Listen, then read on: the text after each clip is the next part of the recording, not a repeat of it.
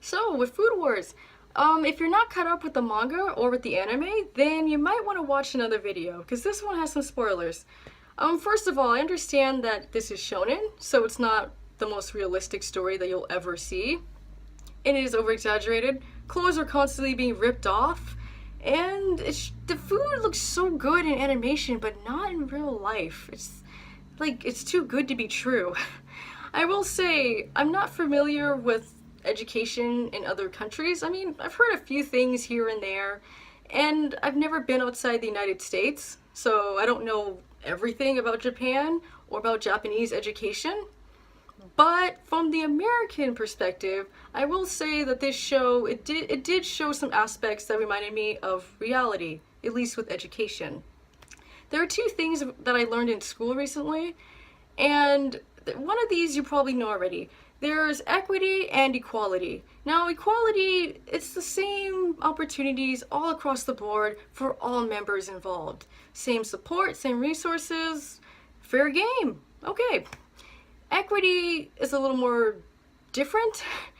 It's about acknowledging that there are differences between people and that we all need different types of support to get through society, to get through life.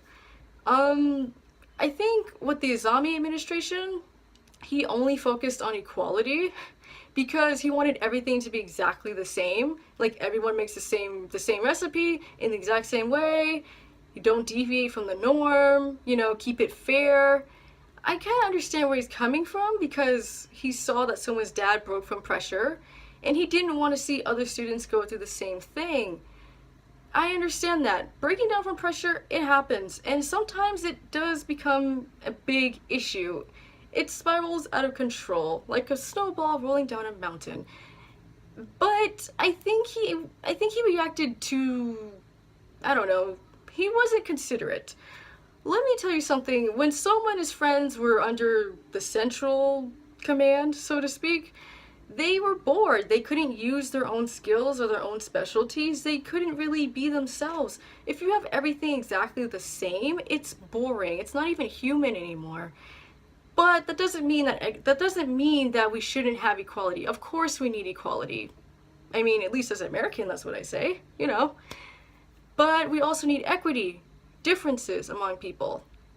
For example, all the different specialties with their cooking, all the different types of support, like the different research clubs, the different groups of people.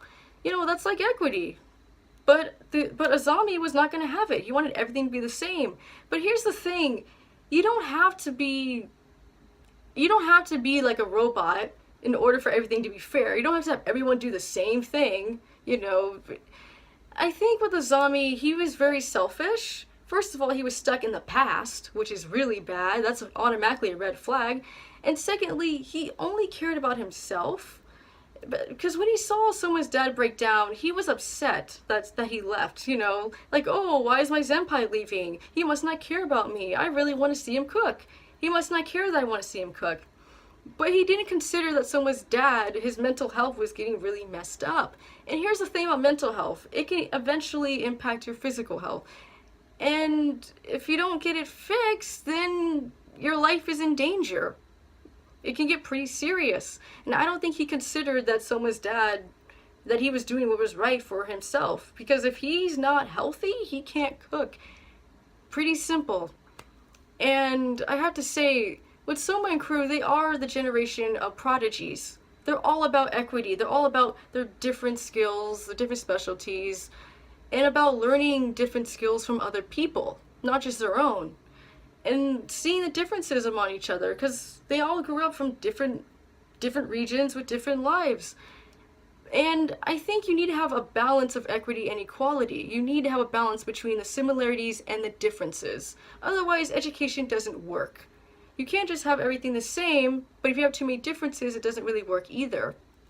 So with the last 2 chapters or so with Food Wars, there was something that Soma said that was very intriguing.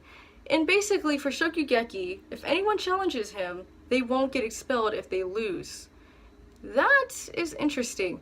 It basically gives everyone a fair shot, so to speak. Because if you have to play and win without getting expelled, that's not really fair. That's not really equality.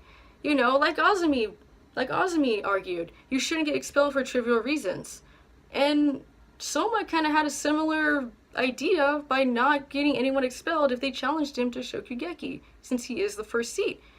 So I think that's a good way of implementing more equality at the academy, but it still recognizes that people have their differences. It's more balanced, not over the top with everything being exactly the same. Like, okay, let's brush up our skills, let's get stronger, and let's have fun. You have to be passionate about what you do, because if you don't like it, then what's the point? Honestly. But Soma's idea, it has equality, because you won't get expelled if you lose. It has equity, because you still get to learn other types of cooking, and you get to use your own skills. It's fair game. Azumi screwed up because he wanted everything exactly the same, and no differences at all. It wasn't human at all. It just wasn't human. So equality and equity are very important. You need similarities and differences. I don't know the creator of the story. I don't know if they intended to show these aspects or if it just kind of randomly happened. But either way, they did a good job of showing real things that actually happen in education, at least for America. And I'm actually quite impressed. Anyways, if you haven't seen it, if you haven't read it, I highly recommend it. But don't watch it while not eating. Don't watch it when you're hungry. It's torture. That is all, and I'll catch you guys on the flip side.